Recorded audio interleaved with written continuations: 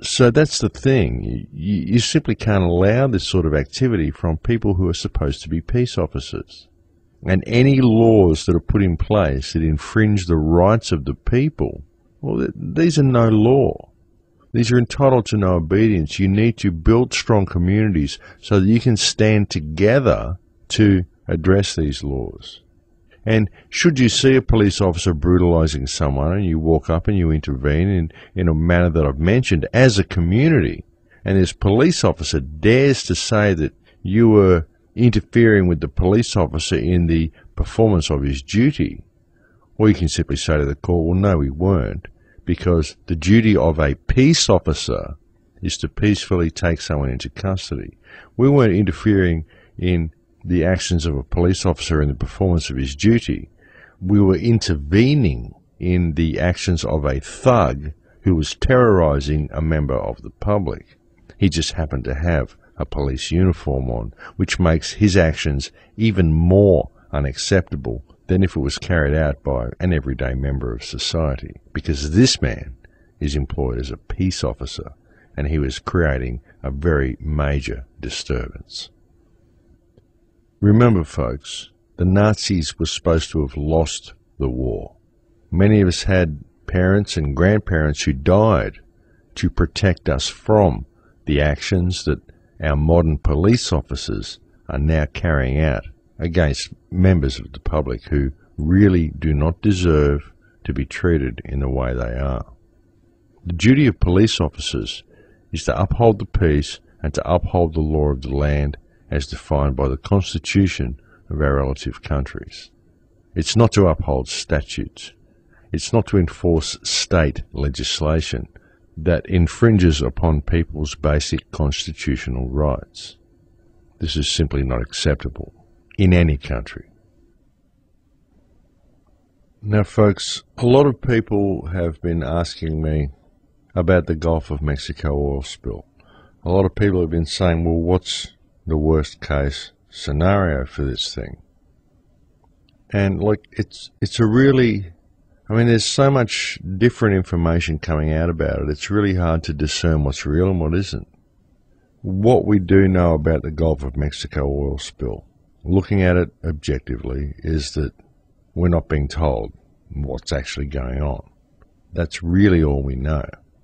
And as I said a few shows ago, either it's 10 times worse than what they're telling us, or 100 times worse than what they're telling us, or it's a hoax. It's an event that's been staged, it's being used for something else. Or it's possibly an event that's been staged to do something else that has gone horribly wrong, or perhaps it's what they intended all along. There are some people who are saying this isn't an oil leak, it's a mud volcano, or it's something volcanic. And like I said, it's really hard to find verifiable information because the whole area is locked down so much. And the most likely scenario is that the entire area is locked down because it's nothing like what they're telling us. So again, we're left with the question, what is it? Is it massively bad, or is it simply a mud volcano that they are using as an excuse to spray lots of neurotoxins in the water before hurricane season? You've got to look at the whole thing, folks. As I said, it seems deliberate. There's so much pointing to it being deliberate. But why would they do it? Why would they do it if it is a legitimate oil leak?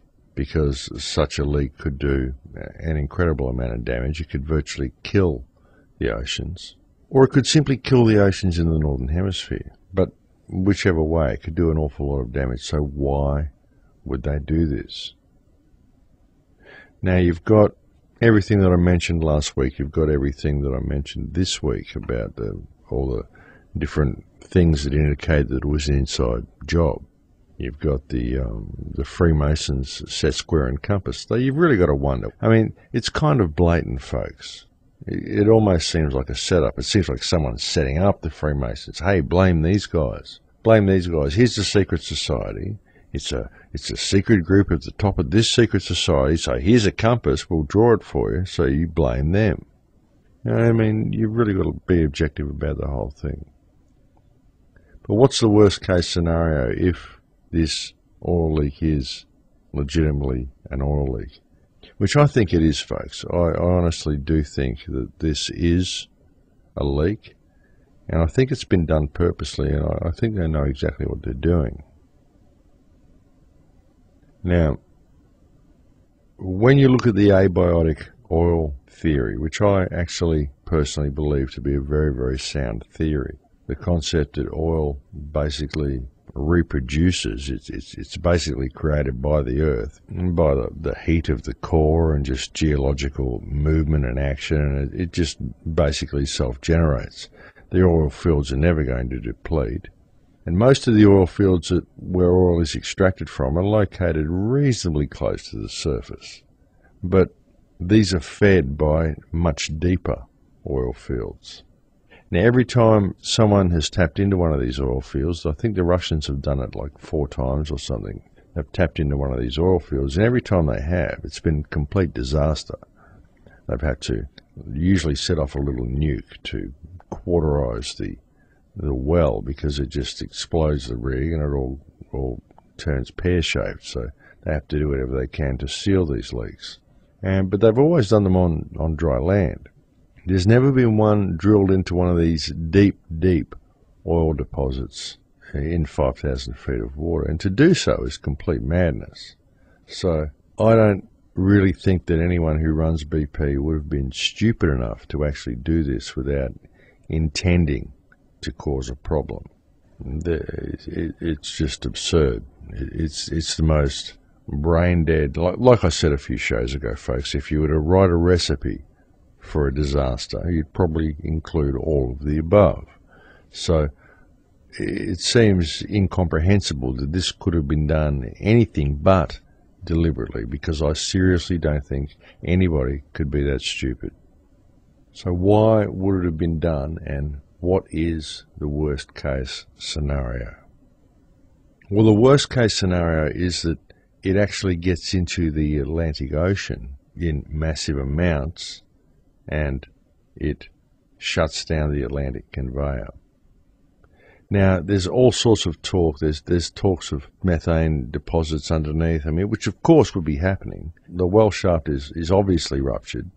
This is, of course, why the top kill didn't work, because the top kill would have gone out into areas where the well shaft's ruptured. So, it's obvious it wasn't going to work. It's obvious that if this is a legitimate leak, folks, it's going to shake the wellhead loose.